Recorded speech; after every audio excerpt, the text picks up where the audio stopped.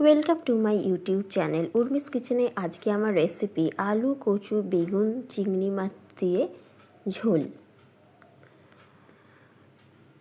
এর জন্য আমি আলু, বেগুন আর কচু নিয়ে নিয়েছি।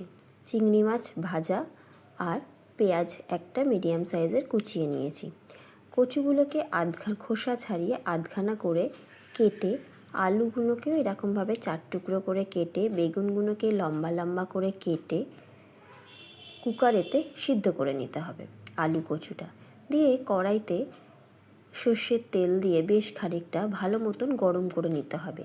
হলুদ দিয়ে কেটে রাখা লম্বা লম্বা করে বেগুনগুলো এর মধ্যে তেলের মধ্যে গরম তেলে দিয়ে বেগুনগুলোকে উল্টে পাল্টে হালকা লালচে করে ভেজে নিতে হবে।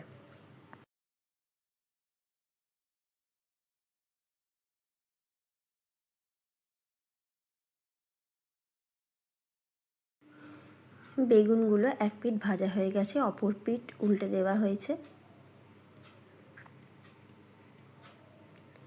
অপর পিঠ ভাজা হয়ে গেলে বেগুনগুলোকে তুলে রেখে দিতে হবে।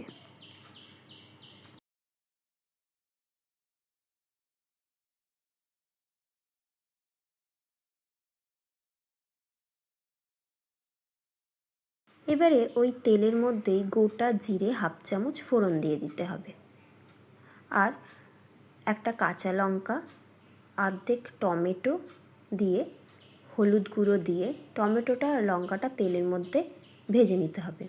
এবারে পরিমাণ মতন 1/2 চামচের একটু বেশি 1 চামচ মতন আদা বাটা দিয়ে দিতে হবে, দিয়ে স্বাদ অনুযায়ী নুন দিয়ে দিতে হবে। এবারে আদাটাকে তেলের মধ্যে দিয়ে ভালো করে কষিয়ে ভেজে নিতে হবে। টমেটোটাও গলে গেছে, খুন্তির সাহায্যে টমেটোটাকে স্ম্যাশ করে দেওয়া হয়েছে। এর মধ্যে জিরে গুঁড়ো 2 চামচ দিয়ে ভালো করে মশলাটাকে ভেজে নিতে হবে। ভেজে নেওয়া হয়ে গেছে, তেল ছেড়ে দিয়েছে। এবারে আগে থেকে সিদ্ধ করে রাখা কচুটা এর মধ্যে দিয়ে দিতে হবে, দিয়ে কচুটা হালকা নেড়ে ভেজে নিয়ে এর মধ্যে আগে থেকে কেটে রাখা সিদ্ধ করে রাখা আলুটা এর মধ্যে দিয়ে দিতে হবে। বেগুনগুলো তুলে রাখতে হবে, বেগুনগুলো পরে দিতে হবে।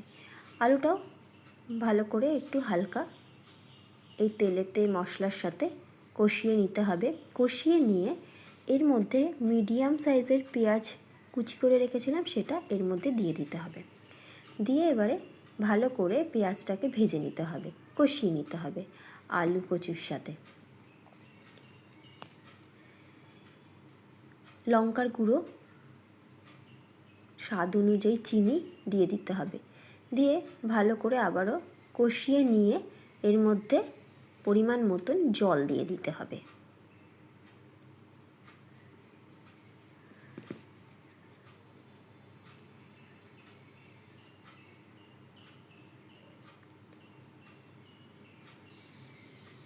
পরিমাণ মতন জল দেওয়া হয়ে গেছে। এবারে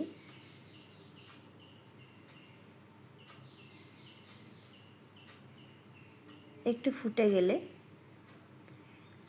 বেগুনগুলো দিয়ে দিতে হবে।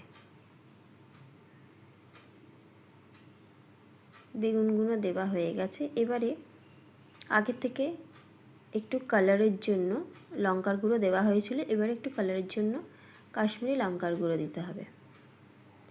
দিয়ে চিংড়ি মাছটা ভাজা ছিল, ভেজে রাখা চিংড়ি মাছগুলো এর মধ্যে দিয়ে দিতে হবে, দিয়ে ভালো মতন ফোটাতে হবে। ফুটে গেলেই হয়ে গেল আলু, কচু, বেগুন দিয়ে চিংড়ি মাছের ঝোল। চিংড়ি মাছ দিয়ে এই আলু, কচু, বেগুনের ঝোলটা বেশ গাঢ় গাঢ় থকথকে, খেতে খুব টেস্টি হয়।